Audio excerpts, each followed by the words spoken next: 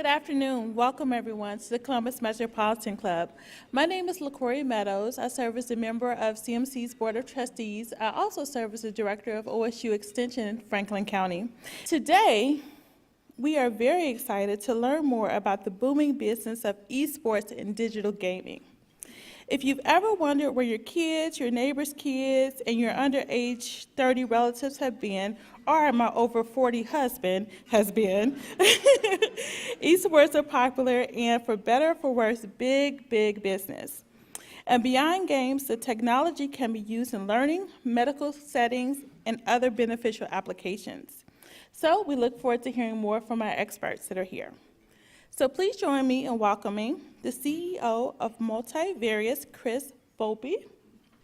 Thank you. Associate Professor of Practice with the Department of Engineering at Ohio State University, Dr. Deborah Grzybowski.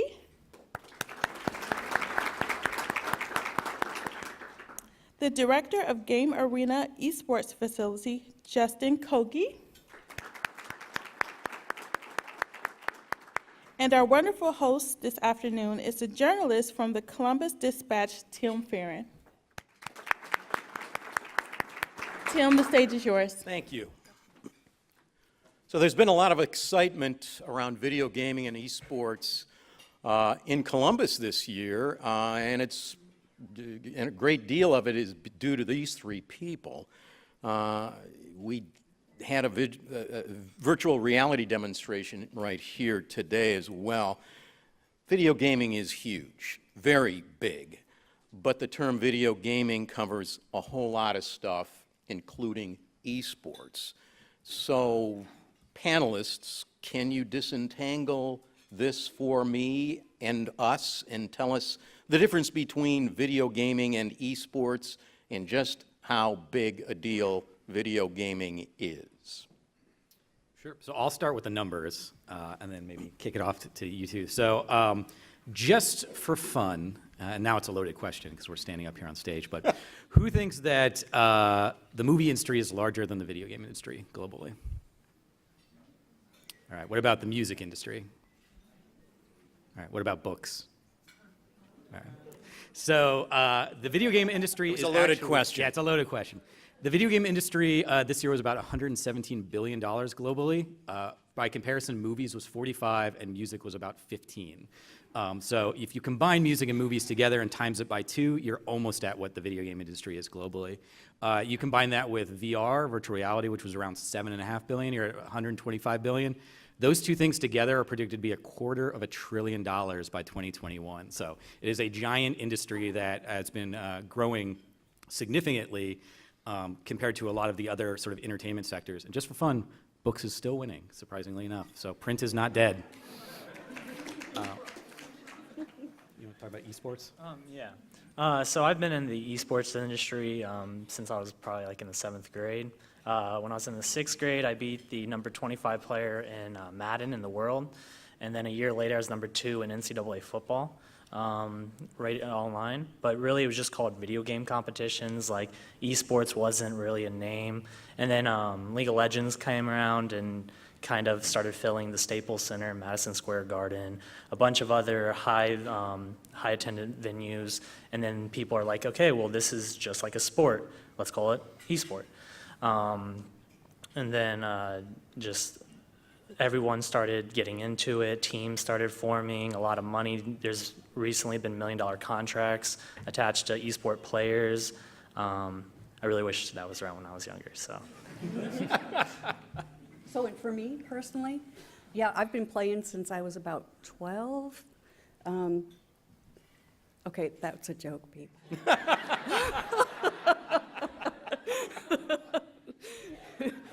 Just yesterday, right? Yeah, right. Actually, I became involved with esports back in 2011 when one of my freshman students came up to me after class and said, Dr. Deb, are you interested in starting with me a student organization centered around playing video games? And I think my jaw probably dropped and looked at him like, what? And so we talked more about it, and we finally came to an agreement that all right, I will invest time in this organization because there's obviously a lot of students interested in this. I will invest my time if you agree that when you have a big competition where there's money involved, you have entrance fees and money goes out to the winners, half of the proceeds go to charity. So I've been involved with that since 2011, and here we are. So some of us of a certain age, when we think of video gaming, we tend to think of things like Space Invaders and Pong. And so it comes as a shock that, is this not a huge mainstream sport then, akin almost to college football? Yeah, well, actually, more people watch the video games, like people playing in competitions, than they watch college football. I don't know if everyone knew that. It's actually second behind soccer in viewership. Yeah, I mean, I think you mentioned League of Legends, the League of Legends World Tournament. If you're just looking at US-based viewers, the League of Legends World Championships had more viewers than everything except for the Super Bowl and the NBA Finals. And if you do world viewership, those two aren't even close. So it's already dwarfing most regular baseball, hockey, US soccer. Like you said, global soccer is still a phenomenon, but. You were showing us a picture before the presentation of your place, Yeah. and it looked like a bunch of people sitting at desks with PCs. What then does an e-sport competition look like? What are people actually watching? So normally it's just like, think about you're watching a sport, you have all your players, you're watching the big screen, so everyone's in one game, you're watching that. There's normally a spectator mode attached to all these games, and you're just watching like a broadcast. So like at Game Arena, we try to provide as much professional production behind just local tournaments. So just like you're watching a sporting event, we do overlays and transition to sponsors, and we have shoutcasters announcing, so you have people commentating on the actual players, and then we draw an audience to watch it in person as well as online. So then are they watching mainly what's going on in the game itself? Yeah. I see. No, you can see like the players will often have like face cams and things, so you get to see like their expressions, their sort of trials and tribulations that they're going through, how they coordinate with a team if it's a team-based esport, which almost all of them, all the big ones are. So it's fun. So is this all just fun and games? Apparently not, Deb, because we're officially going to roll out a major at Ohio State. When is that going to begin? And tell us That's how right. this came to be you convinced or were convinced to start this. Right. So actually, this has been in the works for over 2 years. And believe it or not, it started with the advancement group in the Department of Athletics. So they became aware that, as you've heard, the numbers and the interest and how viewership and people playing and so on, are rising. And so they started looking more into this and looking around resources on campus and started bringing together all the different groups that were actually working with esports, and found out there were many. And so this has now led to this large effort on campus, and it's not just the undergraduate major right now, which is a collaboration between 5 different colleges, which is unprecedented. So it's the College of Education and Human Ecology, College of Engineering, College of Business, the Arts and Sciences, and the College of Medicine. So all of those colleges have faculty who are invested in some way in research or teaching courses in game development, game design, that it makes sense to bring them all together. And in addition to the major, Actually, right now, there is an undergraduate minor in game design that is approved and active on campus. But there's also going to be the student life piece. So the student orgs will still continue. We will be creating competitive teams, but decisions have not been made yet as to which games will be the competitive games for our, what would be akin to a varsity athlete.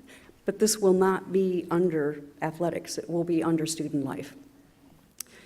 In addition, Student Life is sponsoring what they're calling our arena, which is half of a floor of Lincoln Tower. I don't know if you know how large Lincoln Tower, I think it's over 4,000 square feet of space. They're going to have 80-plus seats, kind of similar to what Justin has at his place. We will have that available for students to come use, free of charge through Student Life. And in addition, there's a research piece to this. So it's a very comprehensive effort at Ohio State that's kind of encompassing all aspects. And I have to tell you, first off, we are not teaching students how to play video games, okay? Let's just dispel that. You mean there won't be a gamer Buckeyes? No, we are not teaching them that. The student orgs and, the teams, sure, but that's not what we're doing. We're going to be doing everything surrounding that, right? And so when you think about all the things that go on when Justin puts on an event, you've got the shoutcasters, you've got the streaming, the online streaming, you've got advertisers with the microtransactions going on, you've got so many things happening. Those are some of the things. You've got managers for the teams, you've got to think about the health aspects of the players and so on. In addition, of course, there's going to be more game design, more creation of games, but also thinking about rehabilitation and medical aspects, research aspects of games, and then the educational aspect of games. I don't know if any of you have noticed your kids or grandkids playing games to learn, right? There's a lot of games that are used for that. In fact, in one of my classes right now, I am using a VR app, a virtual reality. We're doing a study to determine whether or not this VR capability can increase students' spatial visualization skills because the spatial visualization skills are really important for students for their learning in engineering and lots of other areas, for math, for physics, for chemistry, and so on. So Can I jump in real fast? Go ahead. Just because I think you touched on an important thing that made me excited when I and my team were asked to help with the sort of the coordination of this program and some of the early stages. And I think that's one of the things that people don't tend to realize. They think about games in a very specific way, and they don't realize the halo effect that it has. So you alluded to some of them, but you have game design, you have art, you've got development, you have cybersecurity and e-commerce. Games are at the forefront of all of those because you're looking at particularly now with online games, I mean, these are cloud systems that have tens of millions of concurrent users happening from all over the world. So you need like top-notch bank-level security, microtransactions and in-app purchases. Like those all started from the gaming industry. Now they're kind of commonplace. Then you also have branding and marketing, you have human resources, you have community relations, and you have social media. I don't know if many of you remember the early days of YouTube. That front page that you saw was all the popular stuff that was happening, all the trending things that were happening at the time, and it was always video game based. And so eventually YouTube was like, all right, we need to work how this algorithm works because everybody's just seeing a front page of video game related stuff. So they started tailoring it more to what you wanted to. But it's had such an impact on all of these sectors, which I think is why a multidisciplinary program is going to be very fruitful. So you mentioned, just as a little sidebar here, about health aspects. There were questions a few years back about how it might affect brain development, how just things like diminishing socialization because of the isolation factor, and also just the plain old sedentary thing where you're sitting there doing nothing. Tell us about how this has developed now. So I'm sure Justin can speak to this, they are not sitting there doing nothing. The number of decisions that they have to make per second is phenomenal. And in addition to that, so health-wise, there have been lots of studies done, and many of them recently, 2016, where they show that actually students, people who play video games have increased cognitive ability, so they think faster, increased spatial visualization, increased perception, increased decision-making, and increased social skills. So most of the time, like Chris said, the games are multiplayer. So you've got to be able to be a team player, right? You've got to communicate. These are really not kids that are in their, the old misnomer, in the parents' basement playing games by themselves. They want to be social. That's why, there are places that they can go to, and that's why we're building the arena on campus for students to get together and be social. So, yeah, that's kind of a misnomer that it's a bad thing. So one of the stories I always like to tell just about myself, this might make sense to some people, it might not, but back in my younger days, I used to be a raid leader in World of Warcraft. And I played a lot of World of Warcraft, probably too much. But when you think about all these sessions and books and trainings about how do you be a leader and how do you get people to work together, just looking on paper, a raid in World of Warcraft is 40 people. That's led by generally one person, and then you usually have a couple people under you that can help make moves because there's a lot going on. Those 40 people are in different time zones. They're in different parts of the world. They are speaking different languages. So I'm a 23, 24-year-old kid who's organizing a 40-person team to do something that takes 2 hours of straight focus and communication across the world. Like, that's a pretty different place to be in. I don't know many 23, 24-year-olds in the business world that have that large of a team, that have a direct goal set, that will also know when they failed right away. And that's one of the nice things about games. Your learning process is a lot faster because you have your goals, and then when you fail, and you can restart right away. You don't need a 3-month window to do your development and then take it out to market to test. You're going to know if you screwed up pretty quickly. So I think that's one of the things, and now with esports being almost a more professional endeavor, these people treat it seriously, and they are hyper-focused on trying to be the best in the world. Just to piggyback off of the WoW comment, there's a top 500 CEO that a few years ago said, I'll take a raid leader in WoW over anyone as far as hiring. And they're just natural-born leaders, and there's so much coordination. You can tell a lot about someone in a 2-hour raid than you could in an interview. One of the other things I like to mention too is it's a lot easier to control your team when you're paying them. It's a lot harder when these people are doing it for free, and you have to keep them motivated and focused. But as far as the isolation part, I've had friends in France, Suriname. I could tell you a lot about Suriname, and I couldn't even tell you where it is on the globe. But I've had friends in Australia, and I've played with people all over the United States, and I build real relationships with these people. So yeah, I might be like in my house sometimes, not socializing with anyone in person, but I have more intimate conversations with people I meet online and talk to every single night for months and sometimes years.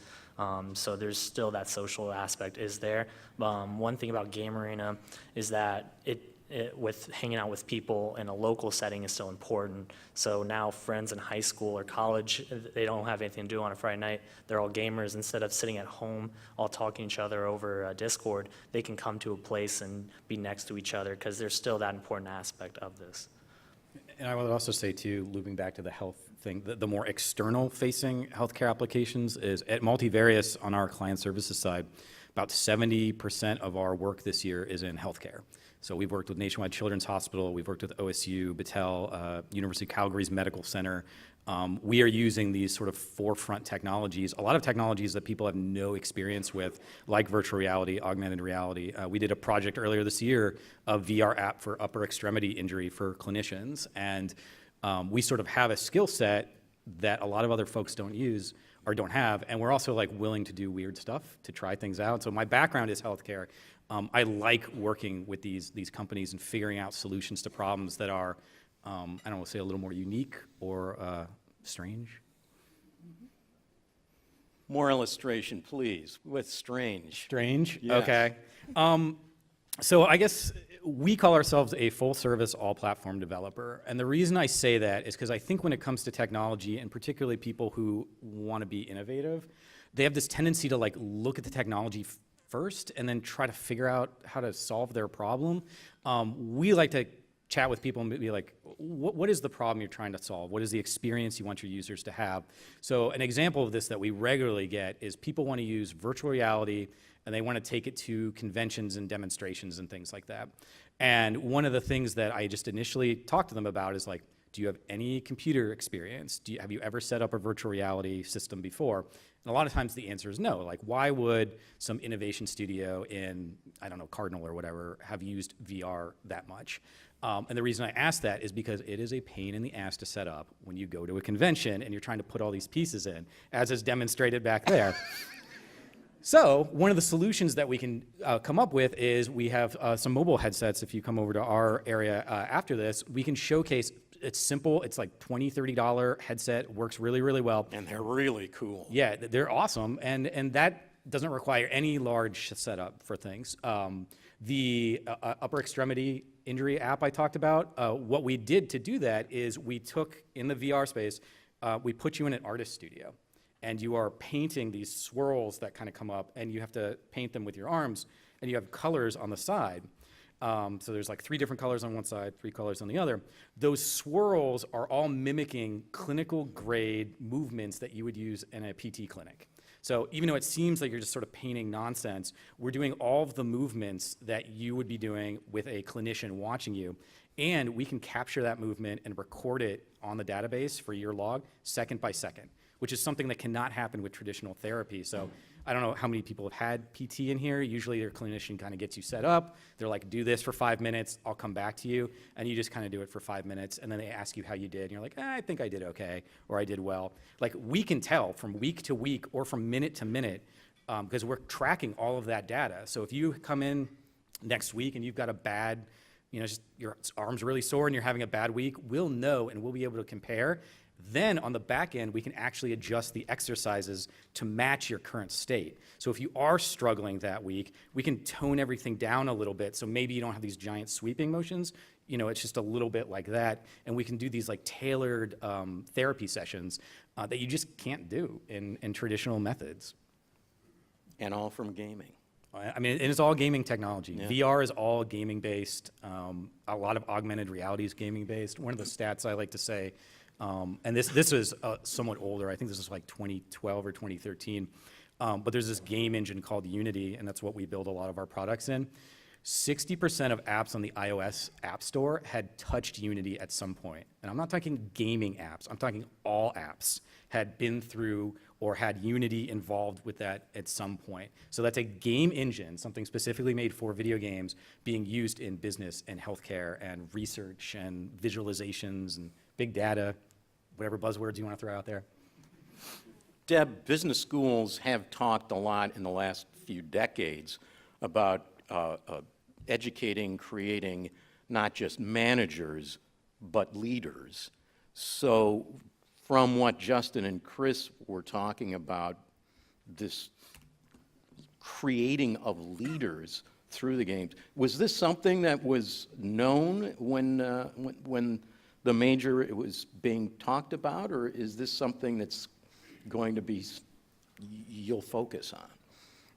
Yes, it's something that was known. We, like I said, before we started development of our curriculum, we went out and spoke to various industry experts, Chris being one of them. A number of companies sat around a table, talked about what kind of skills do we want our students when they finish to have, and we talked to our students also and talked about what kind of things they're interested in. We looked at the research, so yes, we did recognize that playing WoW, World of Warcraft, you develop leadership skills, and other games develop other skills and so on. What I didn't know was that when you're playing these games, they actually have named positions for what role they play, and boy, are they weird names. Oh my gosh. I'm sure you can It is like share? a whole other language. It Yeah. is, It it is is. talking a whole different language. Yeah. Yeah. Did you consistently keep one name, Justin? Or? Or one position. One position, One yeah. Like in League of Legends, I play mid lane. That just means I control the middle of the map. But it's just like basketball. If you never heard power forward, you don't have any idea what that means. It's very similar. Every role has its own position, set objectives within the main objective of the game. I think that is one of the challenging things with esports is you are jumping into a whole other realm. And like I am a gamer, I make games for a living. I don't know what the hell they're talking about in League of Legends most of the time. But it's exciting. My team and I, we went to this conference in Boston. It was 2 or 3 years ago. We were walking by. I'm like, is that the OSU logo? What the hell is that? And we walked over, and the Big Ten Network was doing an OSU versus Michigan, very timely, League of Legends tournament, best of 5, and they just had that broadcasting on the Big Ten Network, and they did a big stage there. So it was kind of cool to see that, but I didn't really know what was going on other than OSU won. So And for the record, I was going to say, yes, thank you. For the record, Ohio State won. we did win. Yeah, we won. Just like Yeah, football, yes.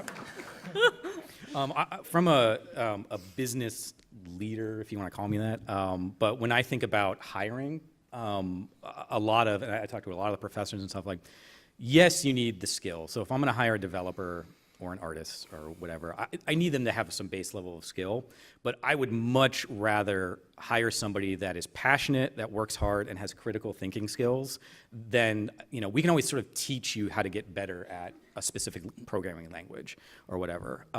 But that critical thinking and that passion is super, super important. And the earlier that students can get access to that and start being in that realm and realizing, like, particularly in gaming, we are literally at the cutting edge all the time. You have to constantly be learning. It's not an A to B to C business. Like, if you want and I tell my team all this, if you want a 9-to-5 job, like, Multivarious is not the place for you.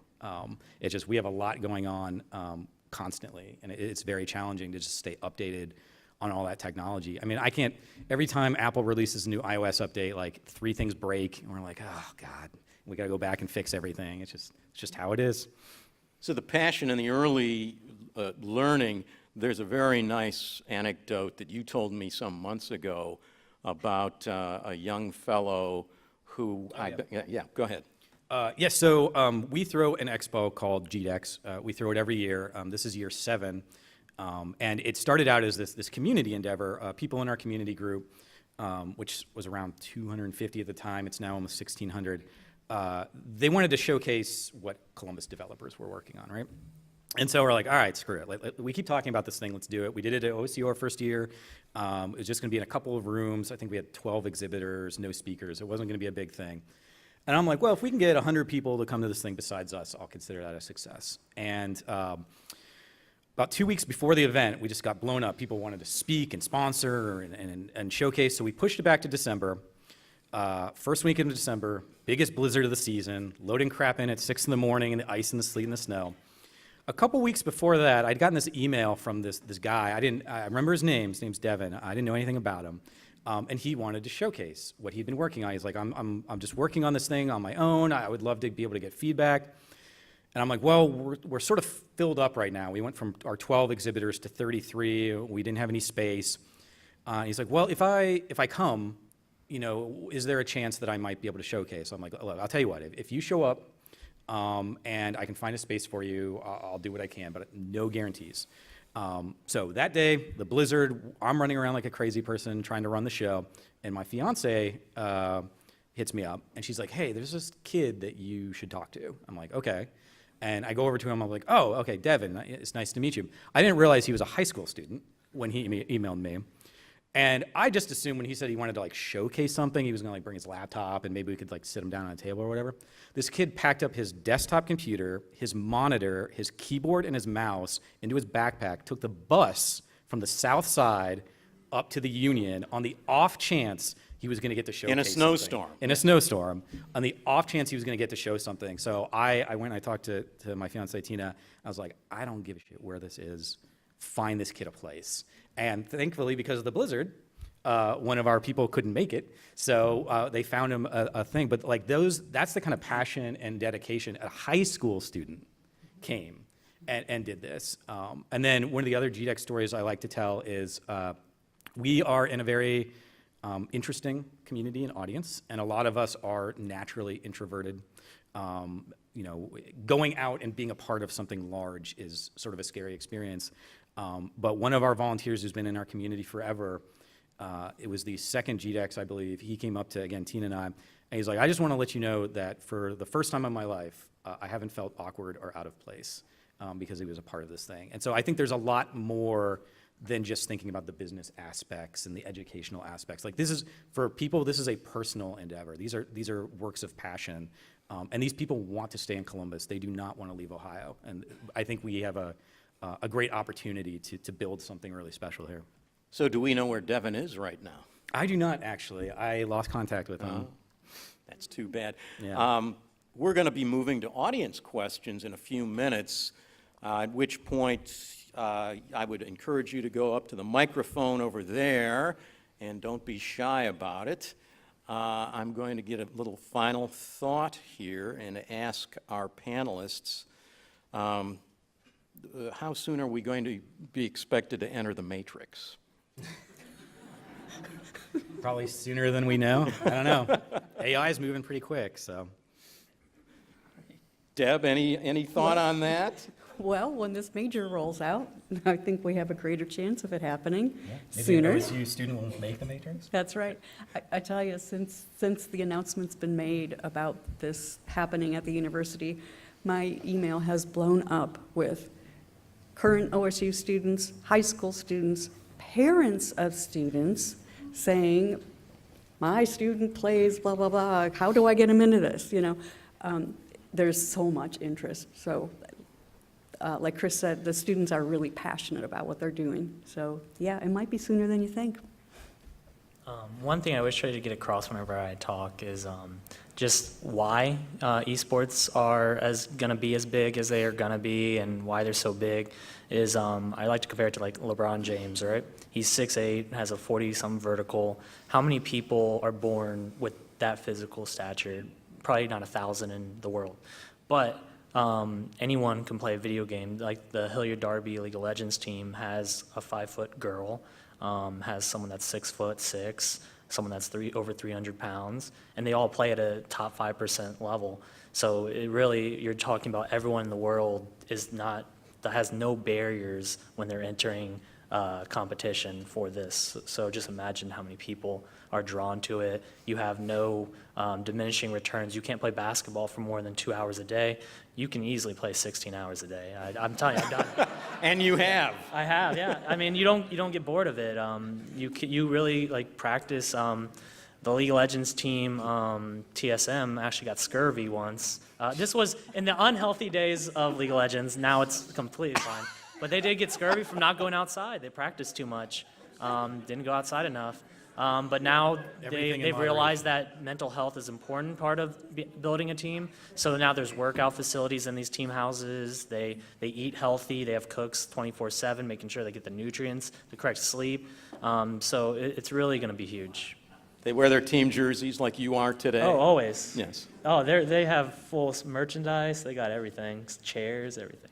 So Justin, how do you view the coming OSU dedicated eSports arena? Is that going to be a little competition for your business? I hope not. I hope we're going to be working with them to create some really cool competitions. That's the best part is like you can only have so many PCs in one facility, and you can hold, it's online, so you can have multiple facilities constantly housing. And I mean, Columbus has a lot of people that love gaming, so I don't look at it as competition at all.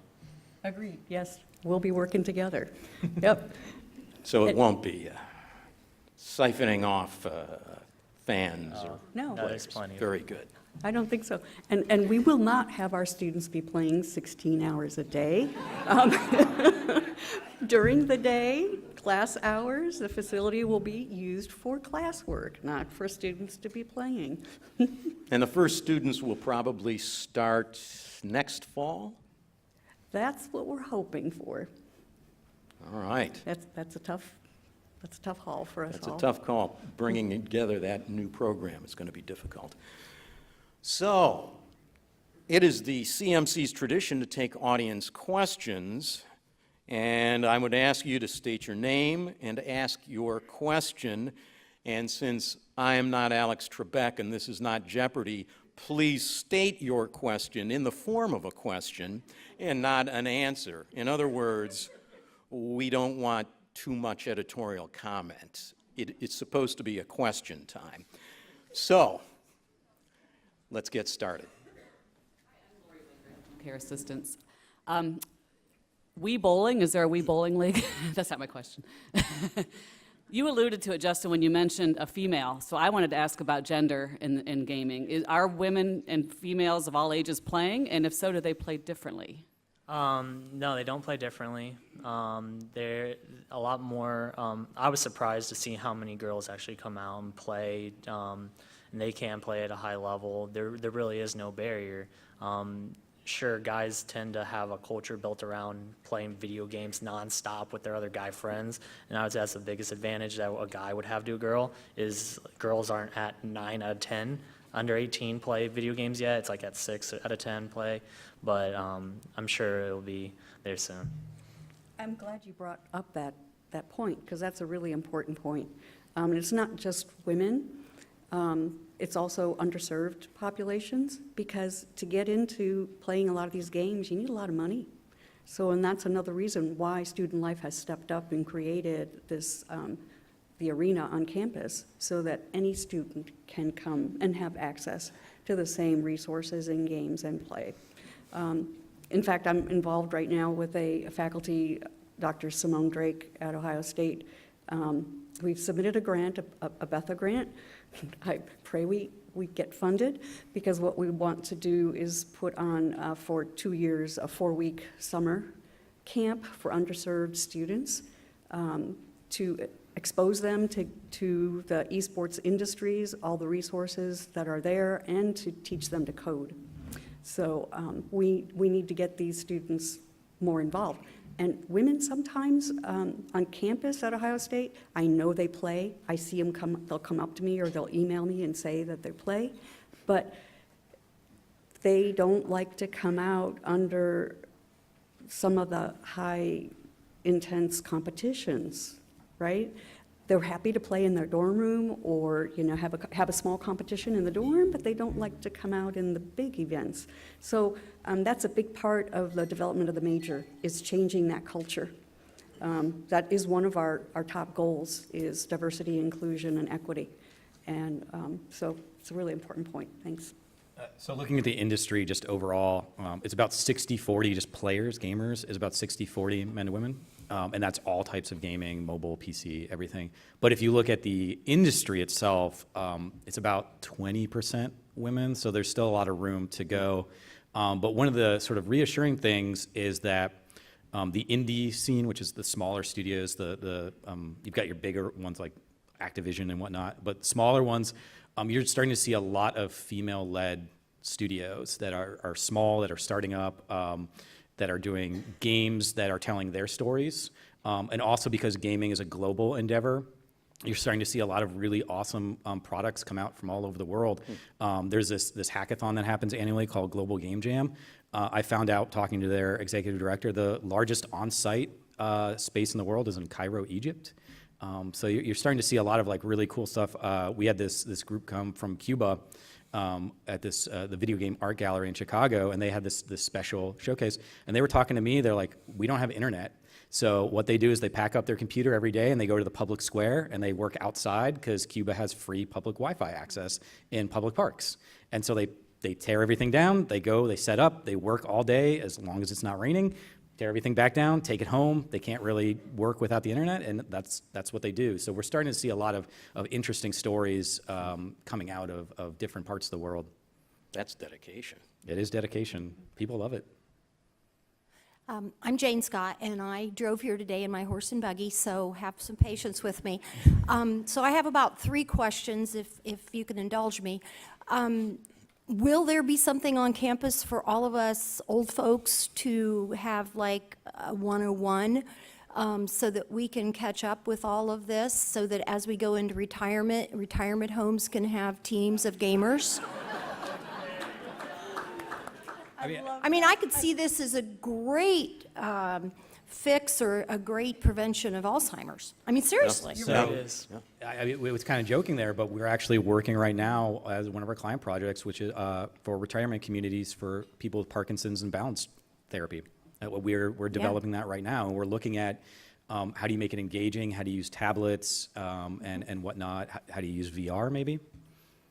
So, and not just from the medical aspect, the research side.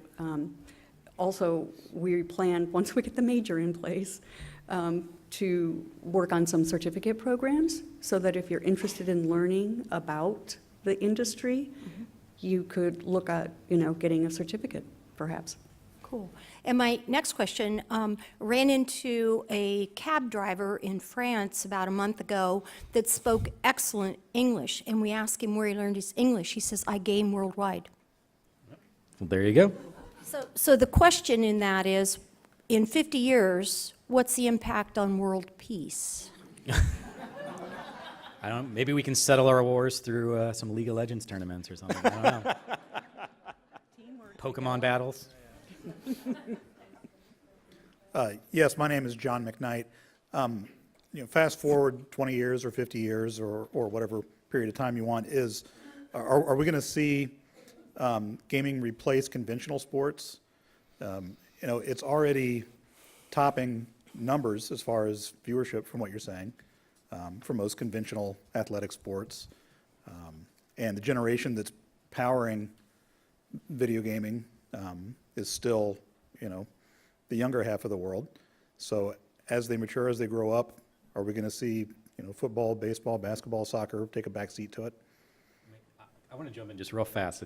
So just for fun, who thinks the average age of a gamer is under 20? 20 years old. Oh, come on. You have to have an opinion. Who thinks it's under 30? Okay. So the average age of a gamer is actually 37. I happen to be 37, just for fun. And the average age of a video game purchaser is in their early 40s. And a lot of that has to do with purchasing for children.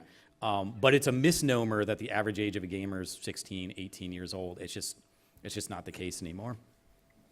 I do think it's going to be much more mainstream than what it is right now. I think you're going to see a lot more advertisements, a lot more stuff on television about it. It's not just going to be on the internet. I think it's going to be a lot more in the open in the future. But I can't see the athletics going away. I think what we're seeing now is that, I think what was alluded to previously, that the students who have different interests, whose body types don't fit the athletic type, they're not interested in this standard athletics, are now finding a home and a place where they feel they're accepted and they love it and enjoy it. Yeah, I would just piggyback on that. Yeah, it's because of all the reasons I said before, it's just going to be another avenue for all these people. But traditional sports are still a lot of fun to watch. I don't think they're going away. Kids still like sports, and they play video games every day, and they still like to follow Ohio State and the Bengals and all that. So I don't think it's going to go away. But yeah, maybe more people's interest is now I'm going to be an e-sport athlete growing up instead of a football athlete or something like that. So, I don't know if you are aware, but a lot of the traditional athletes, the big named athletes, are now owners of esport teams. And I look at that question slightly differently because I think just we as humans like to put things in the buckets, right? We like to create categories, but like just because you're a gamer doesn't mean you don't like sports.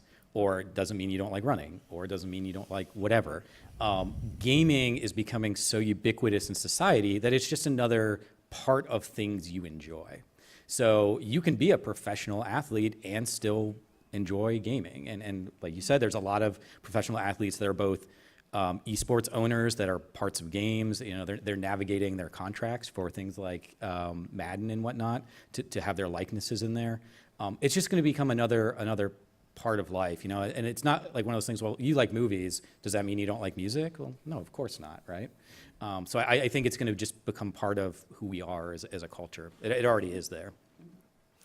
Hi, my name is Mike Yearling, and I'm sure there's many of us in the audience, like myself, who are wondering how to participate in this growth industry, whether it's through business, you know, business interests, personal interests.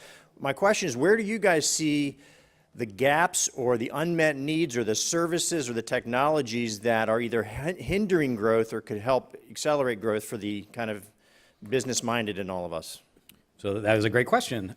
We are knee-deep in the middle right now of having conversations about how to get funding into these projects. So I'm talking about either creating a fund or investment opportunities, because the reality is there just is not a lot of money that comes into this industry. Any of the creative tech stuff, VR, AR, drones, interactive arts, immersive technology, they're just not getting a ton of funding.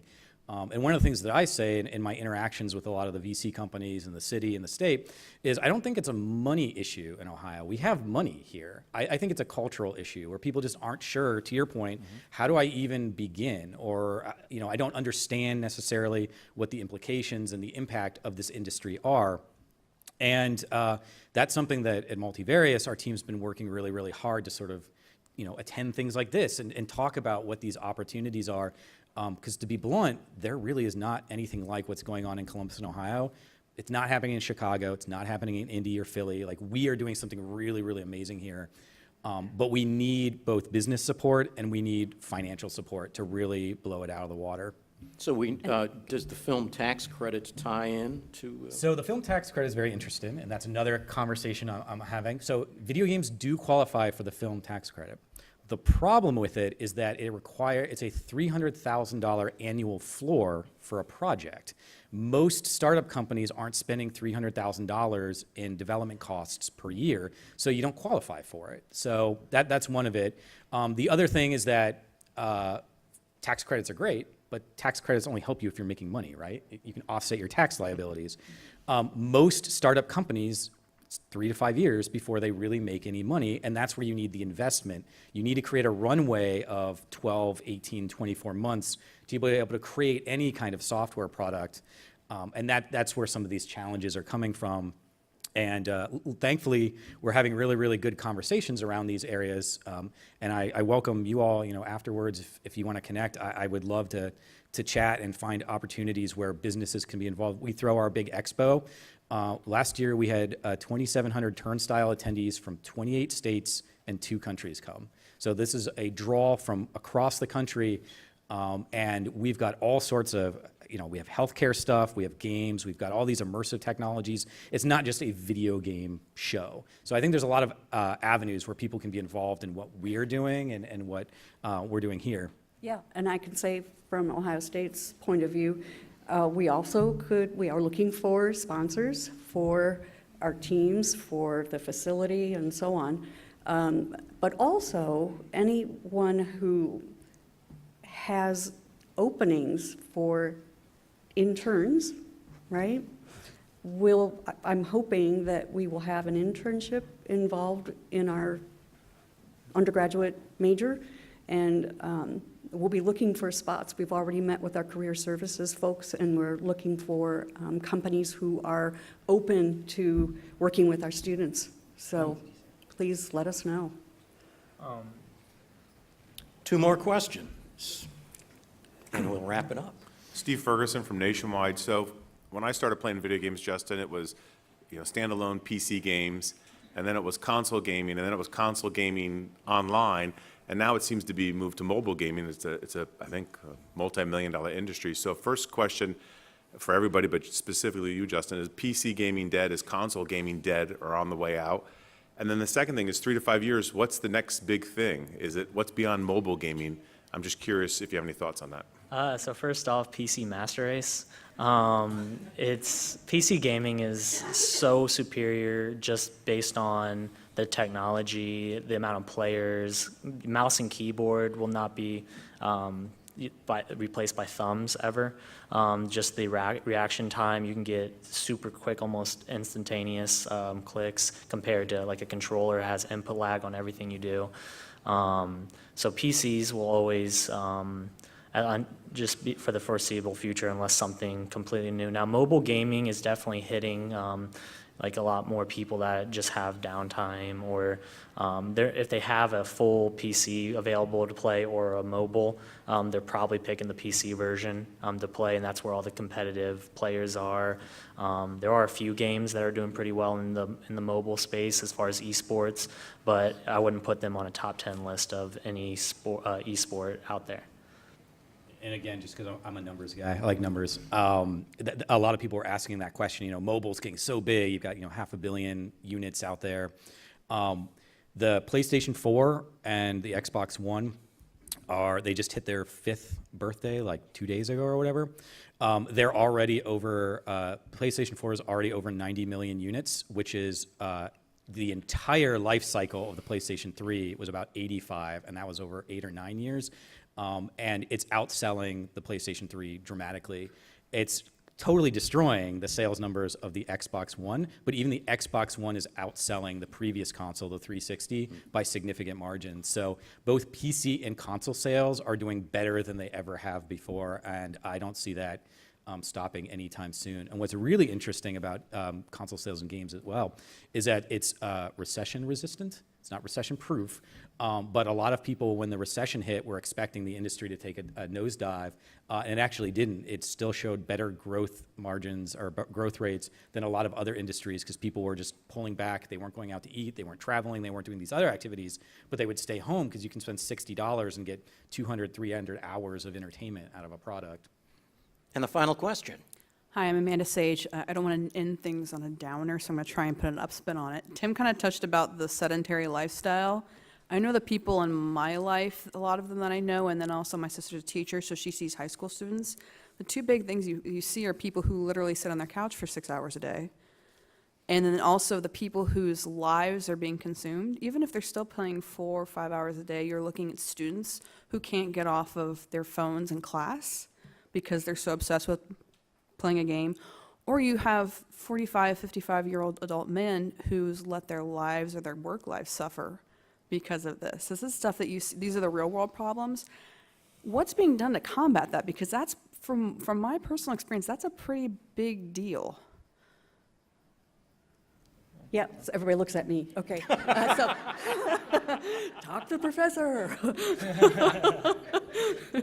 Yeah, there's a lot of research being done on that. It's a really good question. So a lot of what they show is that everything in moderation. I have to say, it really is that parents need to limit the playtime. And I had to do that with my son.